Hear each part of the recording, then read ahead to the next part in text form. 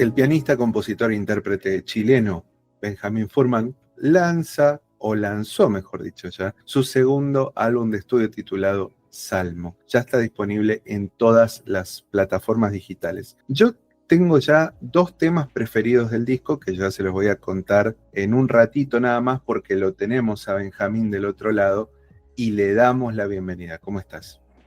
Hola, bien, bien. Muchas gracias por la invitación. Un placer, estimado. Estuve, por supuesto, repasando un poco de tu historia en el tema de la música. Me encanta esto de ir conociendo artistas de todo el mundo y sobre todo cuando hay toda una riqueza musical y diferentes curiosidades que me van naciendo para, en este caso, ir preguntando. Por supuesto hay un trabajo previo, yo quisiera que empecemos por ahí, quisiera que empecemos justamente desde ese aire libre, desde el jardín, ¿no? Así que, bueno, contame cómo surge la idea de que más allá de la crianza entre músicos y toda esa cuestión, la idea de animarte verdaderamente a ya producir y bueno, realizar y que salga ese primer disco. Sí, bueno, desde Jardín, como bien dices, fue mi primer disco que lo lancé el 2014 y era un disco,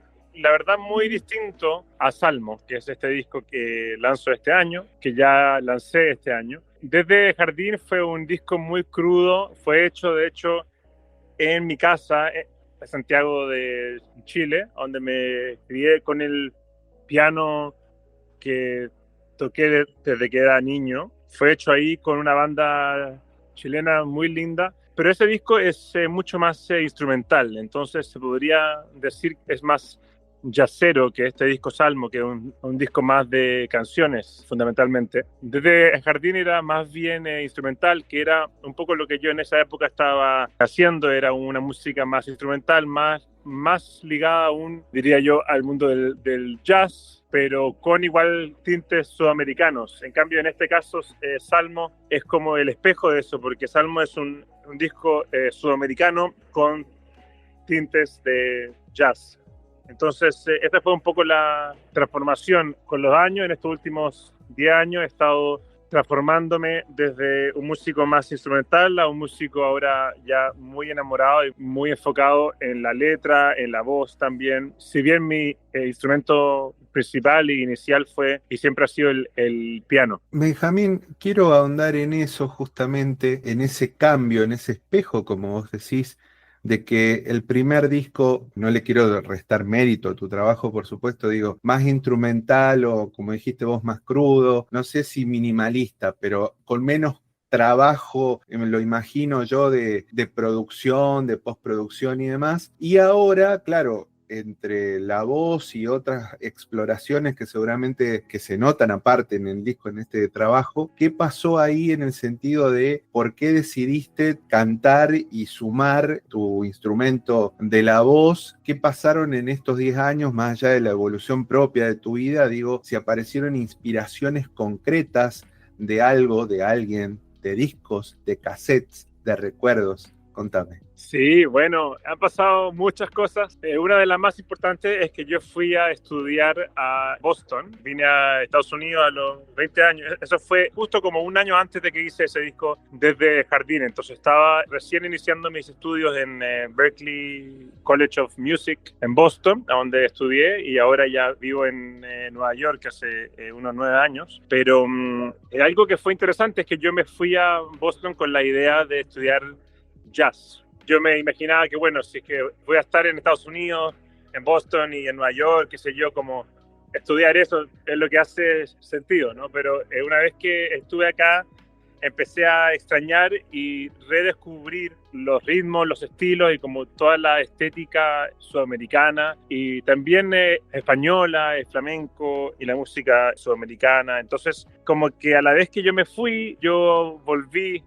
metafóricamente a esas raíces y estando en Estados Unidos, estando lejos de casa, empecé a ahondar en el folclore y también en la tradición del rock y el folk, digamos, sudamericano. Entonces, eso fue muy importante. Mi idea de estudiar jazz, que es una música que yo amo, pero se fue convirtiendo más en yo empezar a darme cuenta que la letra, escribir letras en español y cantarla es lo que más me gusta y lo que más me sale, digamos, naturalmente. Y de hecho, aún ya en esa época, desde Jardín, yo ya estaba cantando y componiendo canciones, pero no las mostraba tanto, me las quedaba yo, como que no me sentía, no sé por qué, pero no me sentía muy seguro con eso. Y una vez que me fui estando lejos, nada, empecé a darme cuenta de que la vida es corta y uno necesita hacer lo que necesita hacer nomás, y ese era el llamado artístico y espiritual, y es un camino que me sale naturalmente. O sea, de Chile a Boston te fuiste tal vez en la cabeza con Duke Ellington, te fuiste con Bill Evans, te fuiste con Thelonious Monk, por ejemplo, y cuando estuviste allá miraste hacia el sur y tal vez lo viste a Ariel Ramírez, a Waldo de los Ríos, a Bebo Valdés, no sé, ¿no? Algunos de esos artistas empezaste a ver otros sonidos y eso cómo, a ver, me da curiosidad cómo se traspola en tus manos, es decir, en tus dedos de pianista. Quiero decir, ¿hubo algún desafío, alguna cuestión de mucha diferencia que vos trabajes, digamos, como músico, como pianista, o sentís que hay como varios puntos en común que hace que todo vaya de una manera fluida y que a vos te permita ser más creativo, ir y venir entre diferentes géneros y demás? Sí, es interesante. Yo en general, bueno, como que la música sudamericana es una música que no aprendí. Yo siento que estaba ahí siempre. Entonces, no es que la haya aprendido en algún momento, sino que mis padres, por ejemplo, son bailarines de tango y escuchan mucha música, y mis hermanos son todos también músicos aficionados. Y la música sudamericana de niño escuchando folclore estaba ahí siempre. Yo no siento que la aprendí. En cambio, el jazz es algo que estudié y aprendí un poco más. Entonces, hoy en día estoy muy interesado en la guitarra, pero en el sentido de imitar una guitarra con el piano. Eso es como un concepto que me está llamando mucho la atención últimamente, porque bueno, el folclore es la guitarra, ¿no es cierto? Y la voz. Entonces, intentando encontrar ese equilibrio para que el piano suene a veces un poquito más como una guitarra, sonido más minimalista, a veces con más espacio, más crudo, más puro a veces. Entonces, bueno, eso es un desafío que estoy experimentando ahora muy lindo, y hay músicos guitarristas y pianistas, bueno, en el caso del piano, Carlos Aguirre, un ejemplo muy lindo, el Cuchi Leguizamón, también músicos que han logrado traducir el lenguaje folclórico a el piano. Pero sí, como yo amo el jazz y la música clásica, es como que todo sale junto, y siempre lo que sale no es ni uno ni el otro, es una mezcla, y no sé a dónde está la línea, y en realidad no me interesa mucho encontrarla, mientras las canciones sean canciones que llamen a sentir algo, a pensar, a conectarse con la vida y la naturaleza. Como que yo siento que cualquiera sea el vehículo que nos